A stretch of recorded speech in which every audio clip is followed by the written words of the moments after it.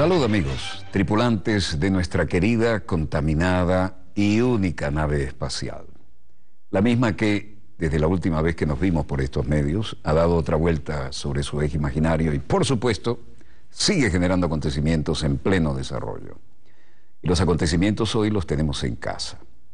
Porque hoy vamos a tener una entrevista muy poco frecuente, yo diría excepcional, por lo que vamos a poner en evidencia, porque a veces lo mucho y bueno que se hace no siempre se le hace justicia en los medios.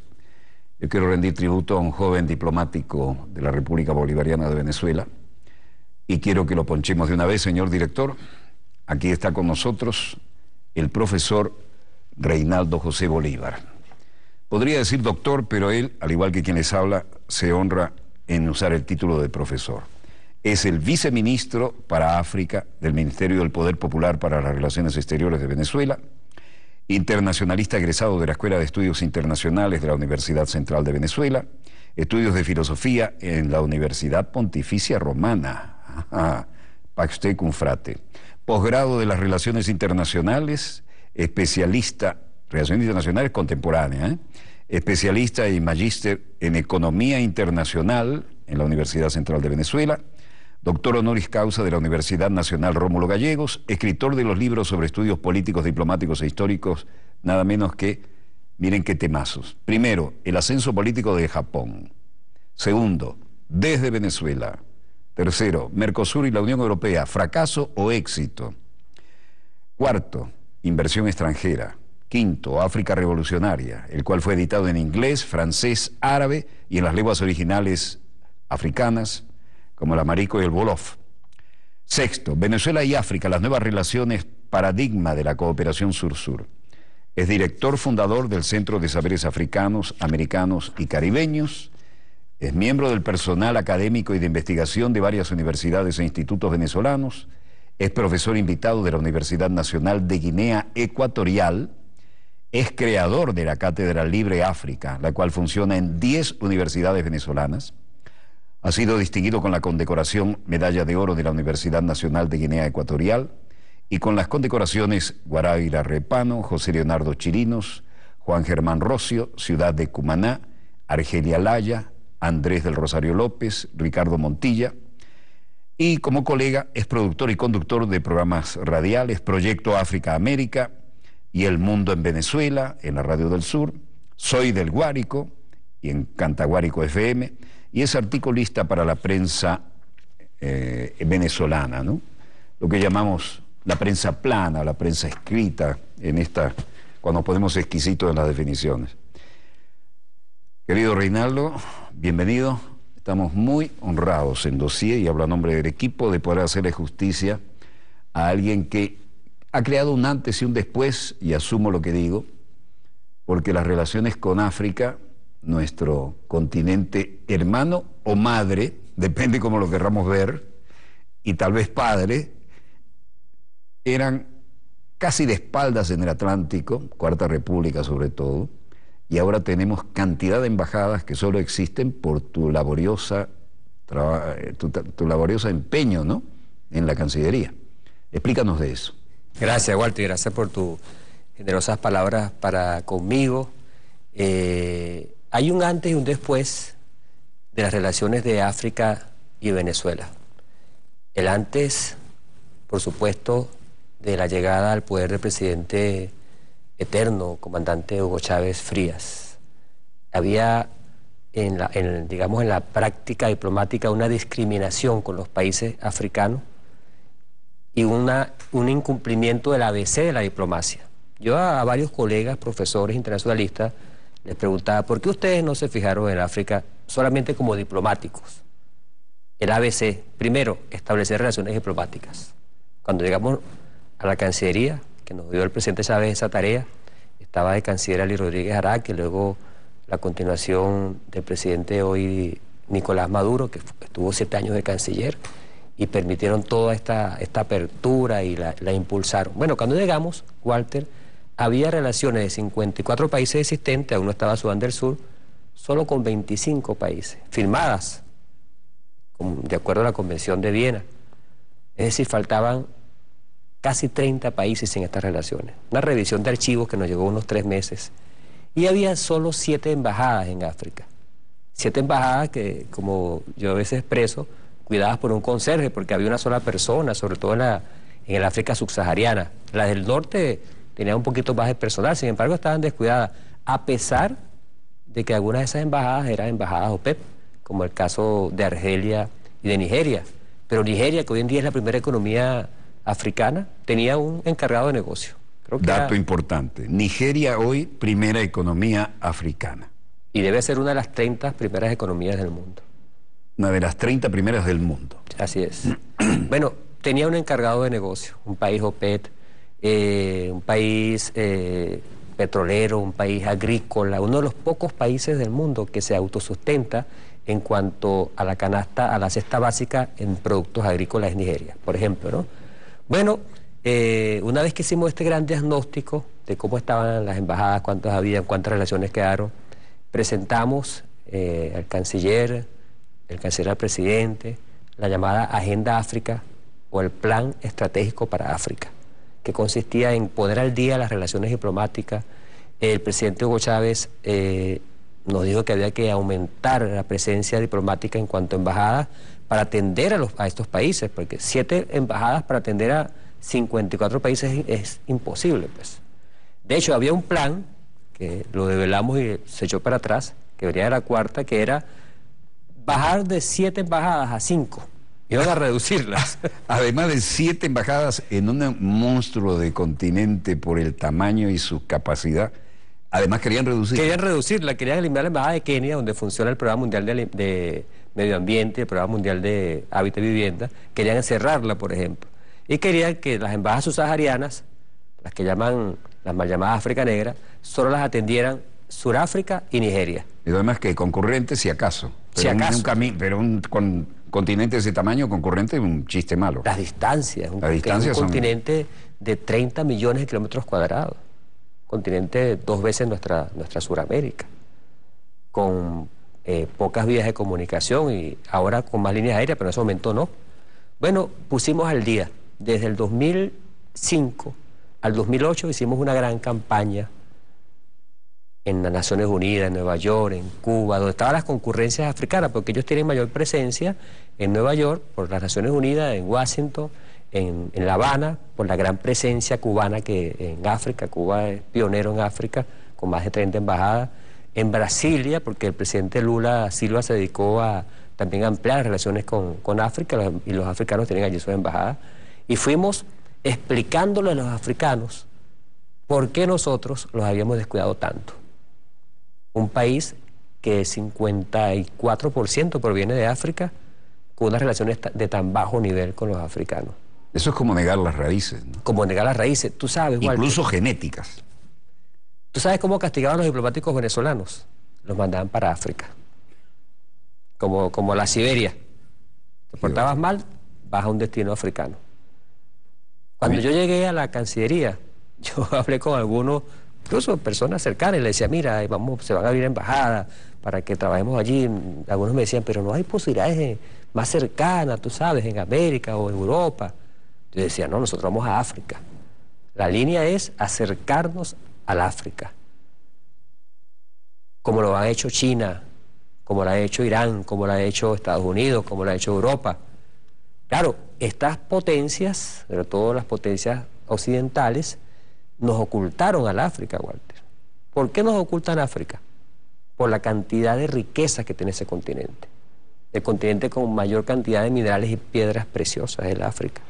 Y los minerales estratégicos que están ahí, ni se diga. Así es. Cualquier mineral que uno pueda nombrar, África está entre los 10 primeros lugares en su posesión.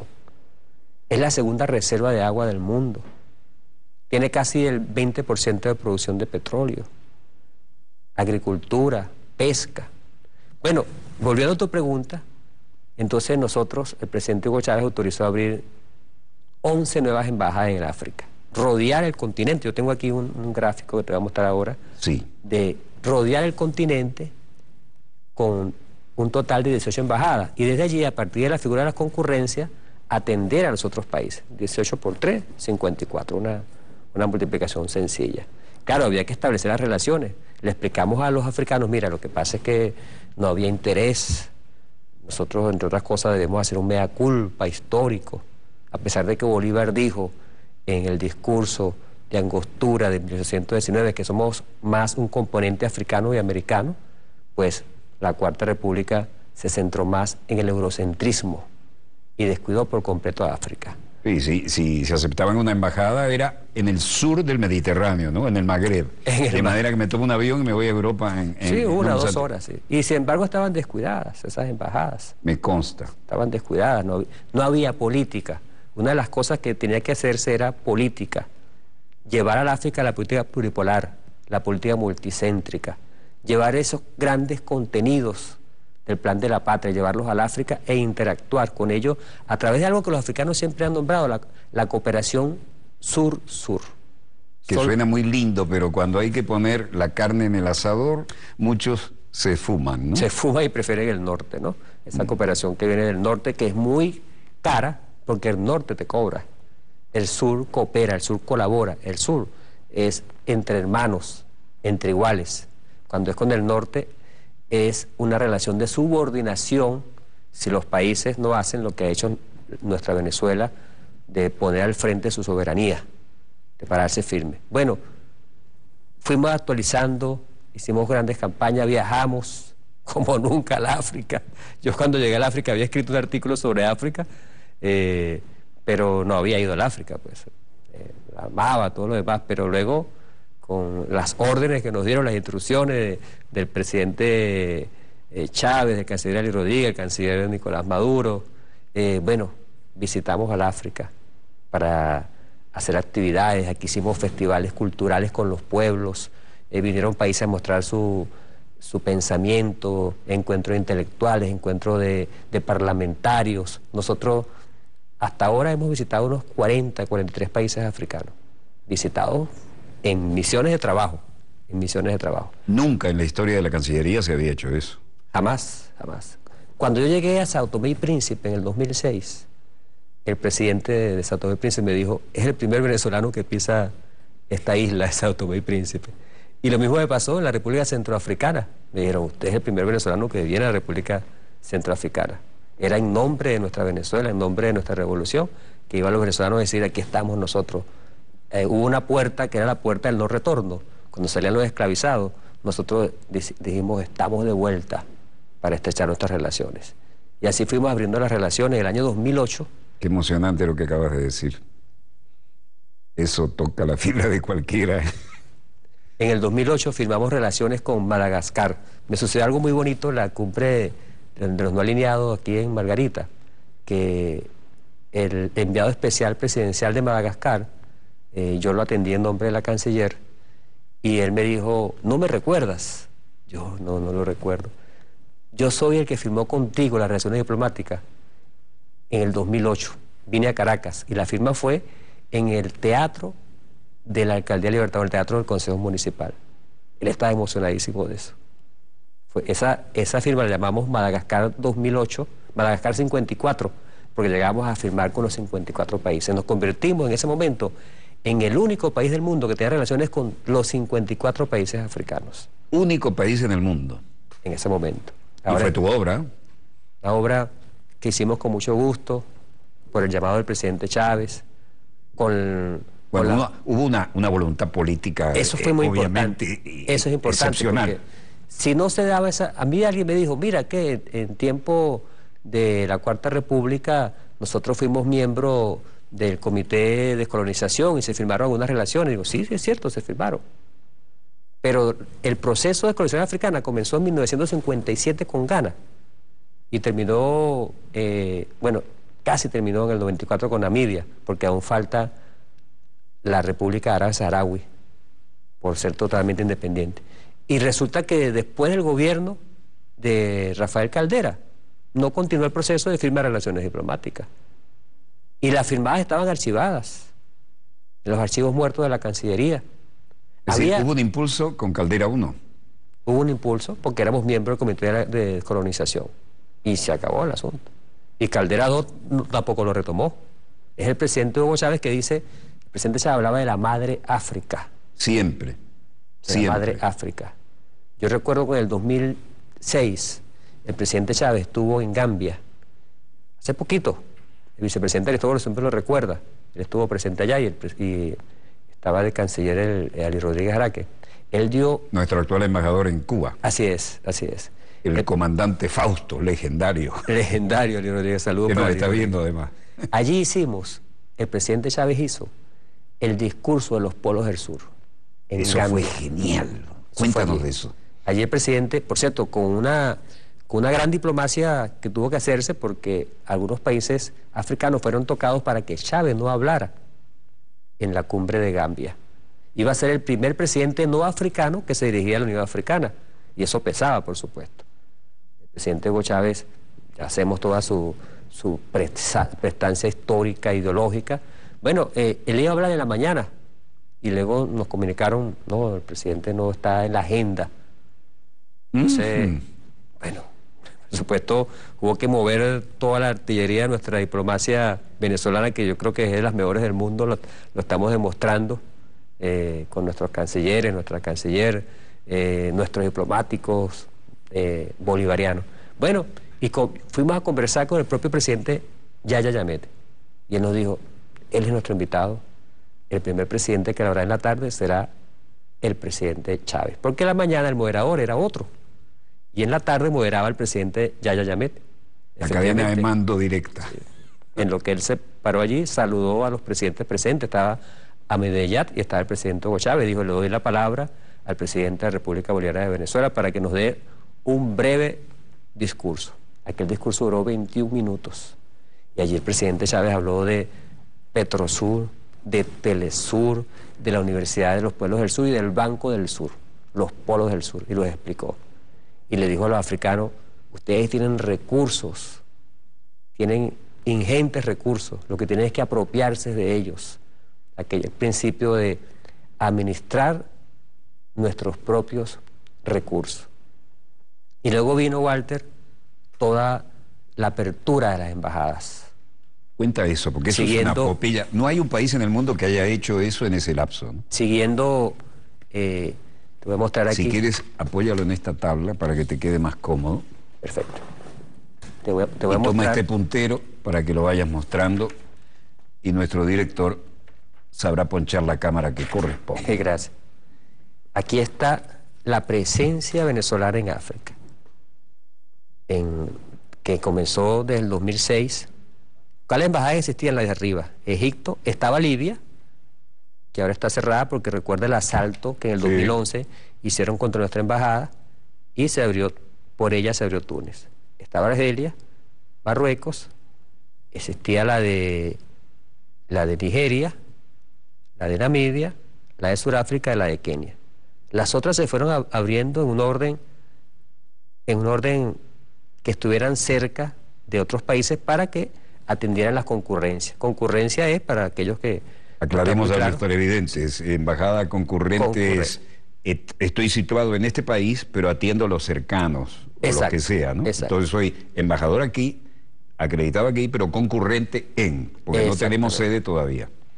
Por ejemplo, Nigeria atiende a Sierra Leona y atiende a Liberia. Bueno, fuimos abriendo de acuerdo a criterios políticos, de cercanía, de algunos criterios materiales, que hubiese líneas de comunicación para atender la concurrencia, vuelos, ciertas comodidades para que estuviera la embajada.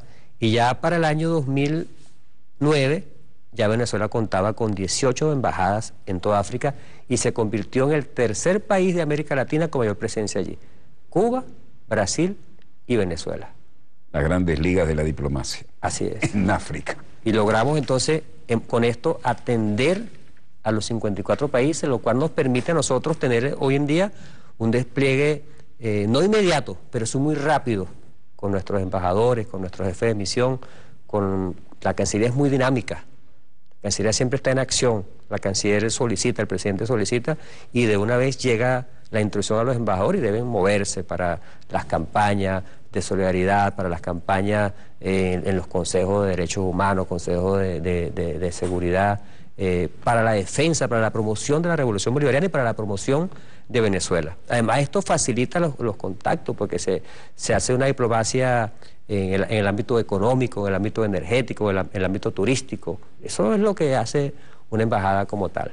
Y nuestra revolución ha permitido fortalecer esas embajadas. Ya no está el conserje allí cuidando la embajada, no, ahora está el embajador o el jefe de misión con un cuerpo diplomático, con personal local, dotado de logística que le permita realizar su trabajo, de comunicaciones. Por ejemplo, nuestras embajadas poseen comunicación con la Cancillería como si estuviera llamando a un teléfono local con los llamados IP. Todas están dotadas de este tipo de tecnología, lo cual nos permite videoconferencias, todo este tipo de cosas. Y además, nuestras embajadas cuentan con algo muy importante, Walter, con una política que genera nuestra Cancillería, nuestro gobierno, de acción, una agenda, un plan de acción en educación, en todas las áreas que tú puedas ver. Por ejemplo, nosotros, una de las cosas que el presidente Hugo Chávez nos decía es: la educación es fundamental, por eso lanza la Universidad de los Pueblos del Sur. La educación, el presidente Hugo Chávez era robinsoniano, Simón Rodríguez, el gran educador. Entonces, yo recuerdo que yo estaba en Etiopía, la cuna de la humanidad, estaba en el hotel donde me alojaba. O sea que este hotel normalmente pone en el mostrador bolígrafos y libretas, que también están en las habitaciones. Yo saqué una libreta y un bolígrafo para tomar nota en el camino, y se me acercó un niño etíope y me dijo: ¿me puedes regalar el bolígrafo? Yo le dije: ¿para qué tú quieres el bolígrafo? Me dijo: porque para ir a la escuela no tengo bolígrafo. ¿Qué tal? Y yo le di el bolígrafo y le dije: ¿dónde tú escribes? Bueno, en cualquier cosa, un periódico, lo que sea. Y le di el bolígrafo y la libreta. Y se lo comenté en un punto de cuenta al canciller Nicolás Maduro, hoy el presidente. Le dije: hay un programa que podríamos hacer, que es un programa de acompañamiento escolar, conversando con los gobiernos. Nuestras embajadas, donde tengamos unas embajadas, podrían apadrinar algunas escuelas. ¿Cómo? Bueno, muy sencillo, entregando cuadernos, lápices, para evitar la deserción escolar. Porque uno de los grandes problemas de algunos países africanos, no de todos, de unos 18 países africanos, es la deserción escolar. El niño que no termina el año escolar porque le falta un lápiz, una borra, un cuaderno, una camisita. Entonces creamos el programa que aprobó el presidente Hugo Chávez. Recuerdo que puso lástima que no lo tengo, puso Nicolás urgente.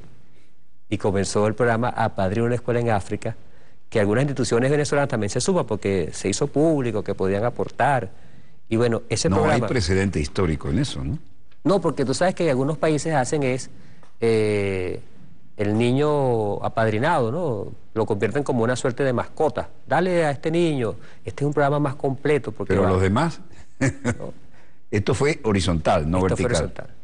Este es un programa que acompaña a la familia, que acompaña a la comunidad, que acompaña a la escuela toda. Por ejemplo, hay escuelas que se han refaccionado, siempre en cooperación con el gobierno local, donde se han arreglado baños, tanto para los niños como para el público. Se ha reparado... mira, con apenas $20.000, tú puedes sostener en África el año escolar de 1.000 niños. ¿De 20.000 niños? De 1.000 niños, con solo $20.000. De 1.000 niños. ¿Con $20.000 puedes garantizarle el año escolar? A 1.000 niños. A 1.000 niños. A 1.000 niños. Ya lo hemos probado. El niño no deserta. Y hemos llegado a acuerdos... Bueno, lo bueno de esto es que no es una teoría. Está probada en el terreno. Nosotros Háblanos de eso. Desde el 2006, el programa ya ha llegado... Aquí está, aquí tengo. ¿Debo ver para allá? Sí. Aquí tengo, mira. El programa ha llegado a 28 países africanos. Los que están de verde. Bien. Este programa ha beneficiado aproximadamente a 300.000 niños y niñas de África. Espero que lo vean verde como lo estoy viendo yo, porque tengo un monitor un poco desfasado y se ve casi amarillo. En todo caso, todo lo que no se vea en blanco es la ayuda que ha aportado Venezuela. Y vean eso en proporción a lo que es el gran continente África, ¿no? Estamos en toda África. A veces, y nuestro presidente Maduro, el presidente Chávez, nuestros cancilleres pueden atestiguar lo que normalmente algún presidente, algún canciller le dice: muchas gracias por la cooperación a través del programa de una escuela. Siempre lo dice, está muy consciente. porque el programa hace que nos retroalimentemos. Por ejemplo, si el gobierno de Nigeria, mira, nosotros vamos a apadrinar, vamos a ayudar con la escuela y usted se va a ocupar del pago de los maestros, de la electricidad, del teléfono, y se crea una colaboración verdadera. Y esos niños no te van a olvidar jamás. Yo he visto en Senegal, Walter, niños que portan morrales con la bandera venezolana y los ojos de Chávez. Fotos que me ha mostrado otra gente. Por supuesto, uno se siente muy bien con eso. Y eso se complementa con el programa de becas internacionales que tiene Venezuela para el Caribe, para Sudamérica y para África. Aquí por Venezuela han pasado estudiantes de 22 países africanos por la Escuela Latinoamericana de Medicina y otras universidades. Y los están acá, estudiando medicina, estudiando comunicación social, estudiando deporte allí en el estado Cojedes, estudiando varias carreras, formándose en la parte de petróleo. Imagínate, porque el presidente Hugo Chávez decía, esa Universidad de los Pueblos del Sur no es una universidad física. Eso consiste en que nuestros países abran oportunidades a nuestros jóvenes y a nuestras jóvenes a que cursen estudios.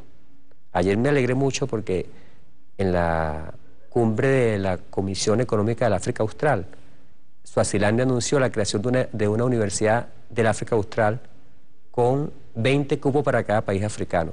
Suazilandia, allá abajo, en la parte más al sur del África, ¿no? Bueno, yo me acordé, bueno, este es el programa venezolano, porque nosotros, justamente, procuramos dar aproximadamente 20 cupos a cada país africano, y tenemos 22 países africanos. Y Suazilandia, que también ha tenido estudiantes acá, abrió cupos, lo cual es muy bueno, porque significa que la economía de Suazilandia debe estar pasando por un momento, porque está ofreciendo 300 becas, Walter. Bueno, esta es, digamos, cómo la cooperación ha avanzado entre el África y Venezuela en estos aspectos. Y luego está el aspecto político. El aspecto político. Mira, África tiene 54 países.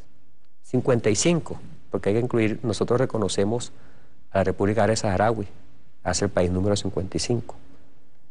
Esto es casi un tercio de los países de la comunidad mundial. Tú sabes que el 70% de los temas de la ONU son los temas africanos. Claro, se fija mucho en los conflictos. Sí hay conflictos en África, no hay que negarlos. Conflictos heredados de las potencias coloniales. Se fueron y después de nosotros el diluvio. El diluvio. Conflictos heredados por las fronteras caprichosas que hicieron en la conferencia de Berlín en 1984. Si observamos el mapa africano. Eso es un temazo. Mira, yo te pido que me disculpes, pero me entusiasmé tanto y me pasé de la hora del corte. Vamos a hacer un pequeño corte y retomamos exactamente allí, porque esto, primero, es para sentirse orgullosísimo, pero segundo, no recuerdo haber visto una exposición tan clara de la tremenda obra de solidaridad que para mí es la esencia del cristianismo, ¿no? Cada quien que lo tome a su manera. Me permites un corte y volvemos exactamente en ese punto. Breve corte y volvemos con más acontecimientos en pleno desarrollo, y esto que ustedes, estoy segurísimo, no lo escucharon en ningún otro programa. Ya volvemos.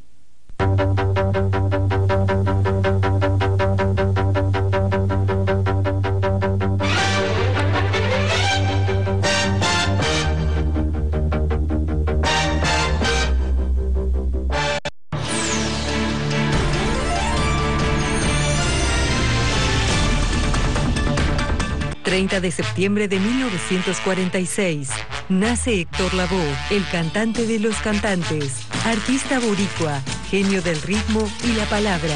Consideraba que su gente era lo más grande de este mundo, lo que demostró su inmensa sensibilidad. Vivió el espectáculo y la música intensamente. Su verbo de profunda reflexión develó lo que está detrás del espectáculo. Acompañado de otros maestros de la música, llevó el género de la salsa a muchos rincones en el mundo. Su profunda espiritualidad le permitió entender que su misión era llevar alegría a la gente. Y así lo hizo. 30 de septiembre de 1946. Nace Héctor Lavoe, el cantante de los cantantes. Si no me quieren en vida, cuando muera no me lloren.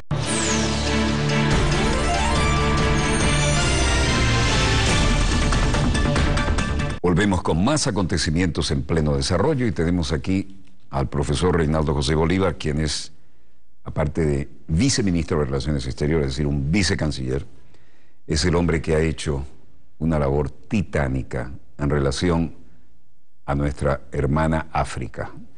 Cuidado si tendríamos que decir también de alguna manera nuestra madre África, ¿no?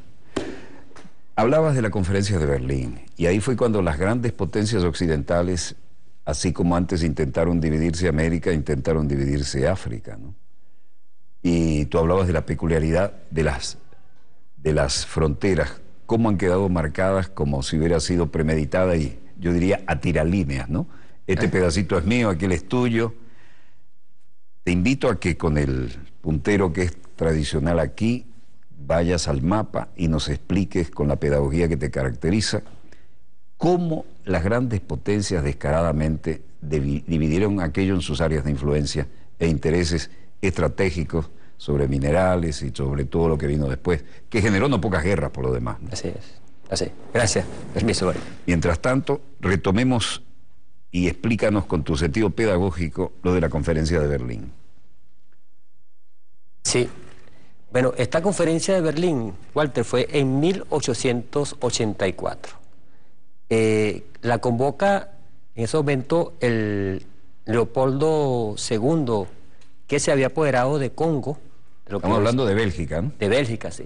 Se había El apoderado Congo belga, eso sí que es algo terrible que barrieron bajo la mesa, ¿no? Así es. Él se había apoderado del Congo, llamada República Democrática del Congo hoy en día, y la había llamado Asociación Internacional del Congo. Y luego, bueno, como habían otros países que comenzaron a interesarse en el África, ya se había eliminado la esclavitud, Gran Bretaña estaba cañoneando aquellas potencias que seguían haciendo esclavismo con los barcos negreros. Entonces se reúnen en Alemania, y allí en Alemania hacen la conferencia de Berlín. Van Gran Bretaña. Repítenos el año de la conferencia de Berlín. 1884, 1885, duró aproximadamente 9 meses. En Alemania va las potencias que ya tomaron más de medio año para dividirse el continente. Sí, señor. Y usaron unas técnicas, te voy a decir ahora, bien particulares. Portugal, España, Gran Bretaña, Alemania, Bélgica, por supuesto, entre otros, van a hacer esa división del África. Fíjate, por ejemplo, si tú vas a cualquiera de estos países, no vamos a nombrarlos, vas a ver que son casi cuadriculados. Y las fronteras son como con tiralíneas, son rectas absolutas, ¿no? No respetaron accidentes geográficos. En algunos casos, como anécdota, era hasta donde llegaran, por ejemplo, 10 balas de cañón. Hasta ahí llegaba la frontera.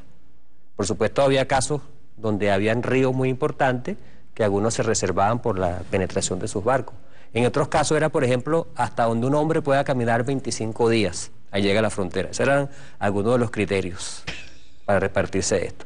Los grandes, el imperio inglés y el imperio francés son los que van a ser los más beneficiados. Hoy en día hay aproximadamente una veintena de países que tienen el inglés como idioma y hoy hay unos 20 países que tienen el francés como idioma. Sí, Costa de Marfil alguna vez se llamó Côte d'Ivoire, ¿no? Côte d'Ivoire. No, se llama Côte d'Ivoire. Se sigue llamando Côte d'Ivoire, sí, claro. antes, prefieren llamarse así. Toda esta por aquí está Togo, Guinea Conakry, Costa de Marfil o Côte d'Ivoire, entre otros, que son países de habla inglesa. Por aquí está Egipto, Sudán, Etiopía, Kenia, Tanzania, que son países de habla, Zambia, que son países de habla inglesa, y está también un buen número de países portugueses, por ejemplo, Guinea-Bissau, Angola, Mozambique, entre otros. Bueno, se hace esa gran división y se deja esa herencia, esa terrible herencia de los colonos, de los colonizadores, para los pueblos del África. La herencia de verse dividido, aunque hubo una gran resistencia, no fue tan sencillo. Hubo resistencia armada hasta 1935 y luego hubo la resistencia diplomática y la solidaridad de los pueblos, que fue el llamado panafricanismo, que por cierto, el panafricanismo comienza en nuestro Caribe, en Jamaica, con Marcus Garvey, en donde todos nos consideramos africanos, hasta 1957, que se produce la primera república del África subsahariana que se independizan, que es Ghana. Antes del 57 solo había independiente Egipto, Liberia y Sudáfrica. Y Liberia, porque su nombre lo dice, tenían que ser libres porque había que mandar de vuelta a todos los negros que pudieran allá. Así es. Antes de eso, ahí hay una cosa importante, Walter. Por ejemplo, la Cancillería venezolana no se actualizó, este es un dato importante, hasta el año 2005 con el presidente Hugo Chávez. Qué sana autocrítica. Porque la Cancillería venezolana, en cuanto a atender al mundo, se parecía a la misma en 1908. Aparecieron en los años 50, 60, 54 nuevos países. Y la Cancillería se mantuvo igual. No se dio por aludida. No se dio por aludida. Aparecieron en los años 90, con la caída de la Unión Soviética, 14 nuevos países. Y la Cancillería no se dio por aludida. Es el presidente Hugo Chávez, con Ali Rodríguez, con el canciller Nicolás Maduro, quien pone orden en todo esto. Dice, bueno, hay que meter la lupa en estos países. Al fin, geopolítica. Geopolítica, exactamente. Y crea lo que se llama hoy los despachos de viceministros, que han sido enriquecidos con la parte sustantiva. Entonces, esta es el África que conocemos. Mira, para el 2005 te doy otro dato importante. ¿Tú sabes cuántos acuerdos había firmado Venezuela con África? 37 acuerdos. 54 países, 37 acuerdos. No llegamos a uno por país. Hoy en día, con toda la energía que tenemos nosotros, de la Cancillería, estamos por casi 500 acuerdos, con cumbres como la cumbre del 2009. África, de 50 a 500, ¿no?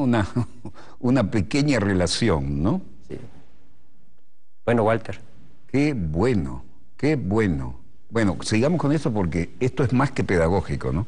Y es importantísimo que la juventud, que se engancha mucho con los temas internacionales y ve muchos conflictos y le gusta ver las imágenes, pero lo que hay detrás, que es la realidad, que es la geopolítica, y también el neocolonialismo, que con anestesia nos lo tratan de aplicar, si esto la generación de relevo no lo entiende, y si aquellos que están ahora al mando no lo aplican, nos va en eso la soberanía si nos descuidamos, ¿no?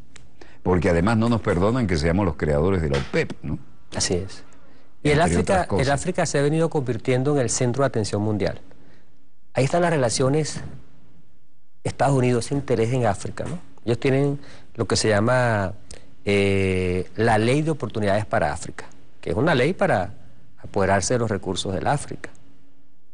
Los ingleses tienen su política con África, los franceses, los españoles, todo en lo que hemos llamado la cooperación no reversible, es decir, condicional. Te coopero contigo, pero con condiciones fuertes. Entonces, países que se endeudan, países que no reciben ningún tipo de contraprestación por toda la cooperación o los recursos que extraen. Yo recuerdo, el presidente Hugo Chávez estuvo en Mali en el año 2006.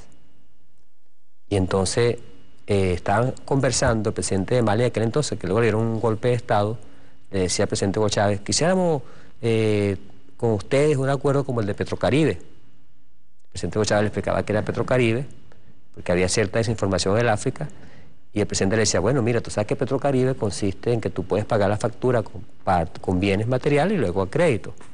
Yo como sé que Mali es un gran productor de oro, Mali es uno de los principales productores de oro del mundo, Walter, y uno de los principales países algodoneros del mundo. Algodonero, ¿eh? Sí, sí, Mali, porque sabes que hubo un tiempo en los 80 que Estados Unidos se dedicó a hacer que los países fueran monoproductores. Sí. Entonces Mali, repartió la tareita, sí, de acuerdo a sus intereses geopolíticos. Así es, Mali, Burkina Faso, Togo fueron convertidos en algodoneros. Bueno, hoy en día son... Y Estados Unidos compra ese algodón y lo revende. En algunos casos... Ni siquiera lo procesa, lo revende. Lo revende, sí. Algunos países nuestros compraban algodón africano en Estados Unidos. ¿Qué tal? Claro, si tienes una relación directa con África, eso se te va a abaratar. Y Chávez le decía, el presidente Hugo Chávez le decía al presidente de Mali, Aminou Toumani Touré, le decía, bueno, me pagas con oro y me pagas a crédito el petróleo. Y él le decía, oye, no, con oro no podemos pagar porque nosotros dimos concesiones antes de mi gobierno a 100 años. y apenas nos queda un 4% de regalías. 4% de regalías. ¿Ese es descendiente de Sékou Touré, tal vez? No, Sékou Touré es de Guinea. Sí. El Touré es un apellido muy en África propagado. Más común de lo que uno cree. Como el Diallo y eso, ¿no? Entonces el presidente le decía, bueno, tú tienes que tener algún tipo de minas que aún no hayas dado en concesión y puedes darnos esos bloques pues para eso. Pero ese es un ejemplo de cómo los grandes imperios europeos, las potencias europeas, bueno, subyugaron al África, se llevan oro, se llevan uranio. Níger, por ejemplo, es uno de los principales productores de uranio del mundo. El presidente de Níger estuvo en la cumbre en 2009, el presidente Sall lo recibió, y entonces cuando regresó a Níger le dieron un golpe de Estado. Por andar en mala compañía. ¿Y por qué el presidente de Níger pretendía nacionalizar el uranio? El presidente, recuerdo que decía, tenemos que con los africanos trabajar en la nacionalización. Sin uranio no hay centrales nucleares para generar energía, pero tampoco hay bombas atómicas. Así es. Y luego, por supuesto, Walter, está la agricultura. Yo siempre hablo del cacao. Tú sabes que en Costa de Marfil, en Côte d'Ivoire, se produce el 55% del cacao del mundo. Pero los especializaron y los parcelaron, ¿no? Sí, sí. Tú vas a hacer esto, tú vas a hacer aquello. Y en Ghana se produce 20% de cacao. O sea, entre Ghana y Costa de Marfil producen 75% del cacao del ¿Qué mundo. nos queda para los ex cacaos, grandes cacaos que éramos nosotros? Bueno, tenemos el cacao aromático, que es un cacao medidor. Pero resulta que al presidente Babo, en el año 2011, le dieron un golpe de Estado, porque él también pretendía nacionalizar el cacao. Y el cacao, tú sabes que es uno de los principales productos de consumo mundial, por el chocolate, por las cosas para las cremas y todo ese tipo de cosas. La segunda vez que lo voy a contar esto, y te voy a interrumpir brevemente. Una vez estaba cumpliendo algunas labores periodísticas, y cuando salía de alguna guerra como las del Magreb o como el Frente Polisario, o me iba a París para hacer las conexiones. Me largo a caminar y de repente como dirían en el tango, en un viejo almacén, pintado a mano en la pared, como se usaban antes los letreros de publicidad, chocolate de Chuao. Era el chocolate de Chuao nuestro, viejo. Así es. Es la segunda vez que lo cuento, pero me parece oportunísimo, ¿no? Fíjate, los grandes cacaos siguen cuando siendo... alguien me dice, tráeme cacao de Europa, digo, pero qué ofensa. Si el mejor cacao del mundo lo tenemos acá. Aquí está cacao mejores, de Eri. Es una categoría mundial. Sí, sí. El chocolate, el cacao venezolano. Y lo usan como medidor. En algunas partes ponen, este chocolate posee 5% de cacao venezolano, lo cual es bueno. Mientras más contenga cacao venezolano, es mejor el cacao como tal, ¿no? Y Venezuela tiene todas las condiciones para ser una potencia en la producción del cacao de calidad. Sin ser un gran productor masivo como estos países que he nombrado, puede aportar el cacao medidor, cacao aromático. Es decir, para diversificar tenemos. Así voluntad es. Política tenemos. Sí, sí. ¿Qué nos falta? Planes tenemos, el plan de la paz. Planes tenemos. Sí. Generación de relevo, aquí tenemos, estás tú, dirigentes tenemos. El presidente Nicolás Maduro, que como hijo de Chávez, tiene muy claro ese panorama. La canciller tiene muy claro el panorama. Los ministros tienen muy claro el panorama. Lo que hace falta también es que el pueblo se enamore por completo de todo lo que tenemos. Nosotros hacemos nuestra labor, ahí tenemos el Centro de Saberes Africanos, Americanos y Caribeños, que es justamente para la enseñanza de lo que es el África y su diáspora, la diáspora mundial, la diáspora en el Caribe, la diáspora en Sudamérica. Yo he dicho que es esencial la relación con África. Aquí vino, yo siempre recuerdo que en el 2006 vino el presidente de la Unión Africana de ese momento, de nombre Alpha Touré, creo que se llamaba este presidente, y él le decía al presidente Hugo Chávez, primero nos dijo que en el 2011 iba a haber un gran problema con el terrorismo, ¿no? En el norte de África, y pasó lo de Túnez, pasó lo de Libia, pasó lo de Egipto. Y luego nos dijo, si los europeos no aceptan que África debe mezclarse con el resto del mundo, van a desaparecer étnicamente como generación. Eso no se acuerda de todo el problema de los refugiados. En Europa apenas 8% de la población es de origen africano, pero hay una resistencia europea a aceptar los africanos. Pero además se han vuelto xenófobos, porque Sí. con esta ola a través del Mediterráneo están hasta el gorro y han aparecido viejos fantasmas que uno creía superados, ¿no? Ha aparecido una xenofobia nuevamente. que la disimulan porque han aprendido, porque de la Segunda Guerra quedan heridas todavía más o menos recordables y no abiertas, y han cambiado el discursito. Pero lo que tú lees entre líneas como diplomático y yo como analista, viejo, eso es xenofobia pura. Así es. Sin anestesia. Y eso también tiene un contenido muy programado que es desconocer los avances del África. Y hacer ver, porque aquí hubo hasta tesis científica que decía el africano es inferior. Y gracias a nosotros, esto y lo otro. A pesar de que de ahí descendemos. Sí. Pero cuando estudias... La genética no miente. Sí, señor. Cuando te das cuenta que hay en África, qué está pasando en África actualmente, te consigues sorpresa como, por ejemplo, Sudáfrica, una gran potencia tecnológica, una gran potencia económica, que es miembro, entre otros, del BRICS. Y no es gratuito. Es porque tiene un PIB enorme, es porque tiene una capacidad de trabajo, es porque tiene producción de medicamentos, de tecnología médica, entre otras. Te consigues con países que están creciendo aceleradamente, como Angola. Cuando Angola sale de su guerra civil, cuando quitan las minas antipersonales, Angola, además de petróleo, comienza a producir café. Y es uno de los principales países cafetaleros del mundo. Como Etiopía, que está venciendo la lucha contra el hambre y ahora se está emergiendo como potencia económica.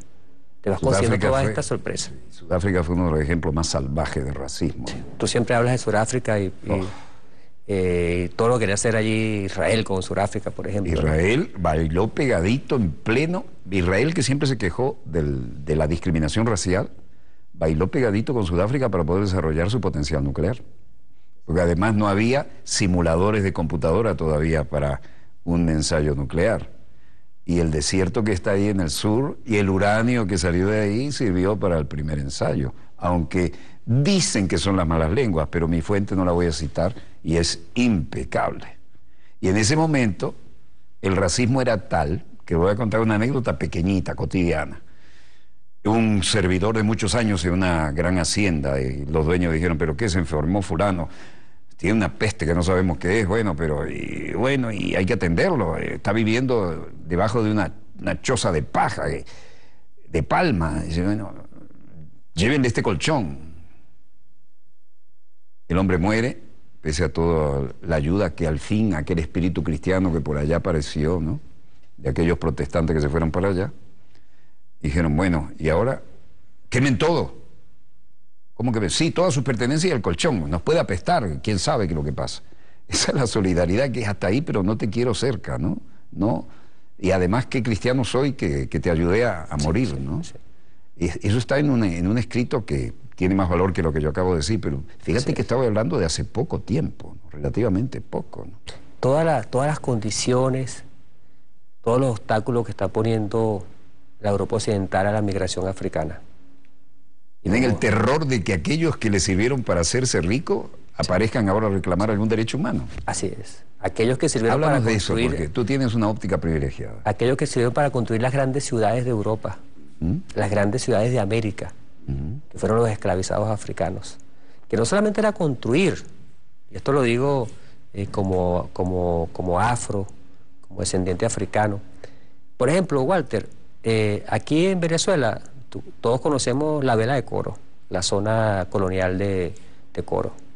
Y cuando tú hablas de zona colonial piensas que eso lo hicieron los españoles. Resulta que esa tecnología es tecnología africana, la tecnología del bahareque. El bahareque es fundamental en este clima, además.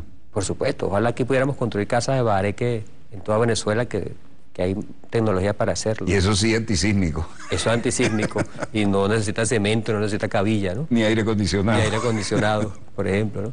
Bueno, la tecnología del arroz. El arroz tal como se cultiva, por ejemplo, en el estado Portuguesa, en el estado Guárico, viene del África Occidental. Los cultivos sumergibles del arroz. Esto para quitar esa tendencia que hubo de los científicos eurocéntricos, que estos africanos no aportan. Pero las grandes civilizaciones provienen de África. Y las grandes fortunas que hoy son imperios fueron de la explotación de África a niveles que hoy serían de lesa humanidad a priori, ¿no? Así, la explotación del oro, la explotación del diamante. Pero esto se ha convertido también en fortaleza, porque resulta ¿Tú sabes quién es el principal productor y procesador de oro del mundo? Un país africano llamado Botswana. Botswana. Que hace poco decían Botswana era, no, ese es el país con el índice más alto en VIH, en SIDA. Me decía a mí el vicepresidente de Botswana, que lo encontré en una cumbre en Egipto, en Etiopía, me decía, nosotros sí tenemos problemas con el VIH, pero lo estamos combatiendo. Y tenemos ya 20 años creciendo por sobre el 10% del PIB. ¿Por sobre el 10%, del PIB? Por el procesamiento del diamante. Y estamos distribuyendo, también tenemos una gran política social. Y lo seguimos a ustedes. Por cierto, el presidente actual de Botswana se llama Seretse Khama. Seretse Khama, padre, este es el hijo, fue el fundador de Botswana, que era un rey, que por cierto, esta historia es bonita porque este rey abdicó por amor. Él se enamoró de una enfermera inglesa. Esta enfermera inglesa se casó con él, entonces tuvo que renunciar al reino tuano, porque los ingleses lo hicieron salir. Tú sabes que yo una vez leí algo así por arribita hace años, digo, pero esto parece un invento hollywoodiano, era real la cosa, ¿no? Era real, sí, hay una película, ¿no? Sí, sí. Y él regresa clandestinamente a Botswana y hace todo un movimiento independentista y logra la independencia de Botswana. Seretse Khama, padre. Bueno, la independencia. Genial. Se casa, lamentablemente le da un cáncer y muere muy temprano, a los 52 años. Y por cierto, los ingleses le dicen a Ruth, su esposa, que regrese. Mira, ya se murió este señor, vente para acá. Y ella dice, no, yo soy tuanense. Yo soy una tuana, que es el gentilicio. Y murió allí. Bueno, tuvieron 2 hijos, uno de los cuales hoy en día es el presidente de Botswana. Tú sabes que ahora me vino a la mente una vieja anécdota que tiene base histórica, hablando del desarrollo de la tecnología nuclear israelí, ¿no? y cómo hicieron sinergia con los sudafricanos en la peor época racista, ¿no? Había un agregado militar estadounidense, acreditado en Sudáfrica, que era un piloto dominguero, salía a volar los fines de semana. Y cuando estaban haciendo las pruebas en el desierto de Sudáfrica de las cargas nucleares, el tipo salía a volar por esa zona, daba un patrón de vuelo, se iba por otra. Y los israelíes, que siempre han tenido absoluta asociación con los intereses de Estados Unidos, ¿no? Lo sapearon, como decimos, lo denunciaron a los servicios de inteligencia. Y vinieron directo, aterriza de un vuelo, van, carretea, se baja el avión, se ven aquí, van directo al asiento del piloto y debajo sacan una cámara de aerofotogrametría aérea, pero una cámara espía de alta resolución, que hacía que él derivaba hacia la zona en la que estaban haciendo los preparativos de pruebas nucleares con el uranio sudafricano y la tecnología israelí. Y los propios israelíes lo denunciaron, siendo tan amigos de Washington, lo denunciaron a su agregado militar y lo expulsaron inmediatamente de Sudáfrica, pues se está metiendo con nuestro proyecto nuclear, ¿no? Imagínate. Esas son cositas que han barrido bajo la alfombra, pero algunos las recordamos porque las estudiamos, ¿no? Y son parte de los intereses que tienen las potencias con África, ¿no? Como tienen con todo el mundo. Tú sabes que África tiene una experiencia grande en integración, que es importante decirlo, ¿no? La Unión Africana es muy fuerte. La OEA queda... la OEA pañales. Es chiquita al lado de la Unión Africana. Y ese peso en la ONU, si se ponen de acuerdo, es imparable. Trabajan en bloque. Los candidatos son en bloque, pero se respetan políticamente. Puede haber diferencias africanas en los límites, en las concesiones étnicas, pero en la integración no. Políticamente son muy fuertes. La Unión Africana tiene hasta sus tropas de seguridad como tal, de intervención. Y los mecanismos que hay, cada subregión tiene su comisión económica, África Occidental, África Oriental. Y por supuesto, las grandes potencias imperiales tratan de destruir esa unión. Cuando murió Gaddafi, cuando lo matan, cuando el magnicidio de Gaddafi era para destruir también la Unión Africana. Cuando Hillary Clinton se mandó aquella carcajada histérica, dije, sí, vi y murió. Vine y murió, sí. Qué horrendo. Sí, ella que quiere ser presidenta. Bueno, conocí a Gaddafi, digo, cené con él en el Palacio del Rey Idris, en el jardín, al estilo de él, que era un hombre de las tribus nómadas, ¿no? Sentado en alfombra, a cielo abierto, maravilloso, del norte de África, ¿no? Conmigo, recuerdo, la última vez estaba Ricardo Alarcón de Quesada, el diplomático cubano, ¿no? Y su señora, que en paz descanse. Y yo veía, porque lo vi, no me lo contaron, las tribus, era un país de tribus, Sí. nómadas. Las tribus venían en delegación a hablar con él como con un padre y nadie se iba sin una solución. Y les puso salud, les puso educación, les puso todo. Rey de reyes, le decía a Gaddafi. Llevó a Libia al más alto de índice de salud humano de toda África. El mayor desarrollo Propuso humano. una moneda única para África. Propuso los Estados Unidos de África y estaban trabajando eso en ese momento. Y además graduado en las academias militares de Inglaterra, ¿no? Le podía hablar de igual a igual a todos. Así ¿no? es. Pero el imperio destruye siempre o trata de destruir los esfuerzos de integración. Lo están haciendo en nuestra América también. Yo me acuerdo de la conferencia de mecanismos. una de ellas en Yugoslavia, creo que fue. Aparecía con su camella, porque tomaba leche de camella al amanecer, igual que si tuviera los costumbres, él no renunciaba a sus costumbres. Educado en Europa no renunciaba. Su caballo para hacer ejercicio, montar, y sus escoltas que eran comandos peligrosísimos, femeninos. Así es. Una vez le quisieron poner la mano encima a una, y el tipo, que era un cuarto bate, terminó aplastado contra una pared. No sé cómo hicieron. Pero, y se armó un bululú tremendo, ¿no? Porque dijeron, mañana, si vuelven a hacer eso, lo frenamos como sea. Y yo me puse ahí a ver cuándo venía Gaddafi, y se armó otro bululú, y de repente, cuando empiezo a oír los cerrojos, crack, crack, dije, adiós, coroto, aquí se armó una matazón. No sé cómo pararon eso. Pero las escoltas femeninas de Gaddafi eran temibles. Mira, los libros, porque nos quedan apenas unos minutos. Muestra, yo voy a mostrar esto y tú me dices, esto es el Mercosur y la Unión Europea. Fracaso o éxito de la inversión extranjera directa. Reinaldo José Bolívar. Háblame de este libro. Ese libro es mi tesis del posgrado de Economía Internacional. Yo en ese momento, era viceministro, estaba muy interesado en por qué la Unión Europea tenía cierto éxito y por qué Mercosur aún no había arrancado. La Unión Europea, por supuesto, basó su éxito en las empresas transnacionales propias. Y Mercosur no hizo eso. Eso sí era meter el dedo en la llaga en ese momento. ¿Te ganaste algunos enemiguitos? Sí. Venezuela y África. Las nuevas relaciones, paradigmas de la cooperación sur-sur. Reinaldo José Bolívar. Recoge esa experiencia de las nuevas embajadas, de los acuerdos, de cómo se cumplió la Agenda África con la orientación política del presidente Hugo Chávez. Por cierto, comienza con el último discurso del presidente Hugo Chávez que escribió para el 2013. Recoge cómo abrir una embajada, el relacionamiento, entre otras. Y aquí tenemos Los olvidados del Bicentenario. Mira qué temita. Ese es un libro sobre la vida de Juan Germán Rocio Nieves. Para mí uno de mis preferidos es la vida del primer canciller de la República, Juan Germán Rocio Nieves.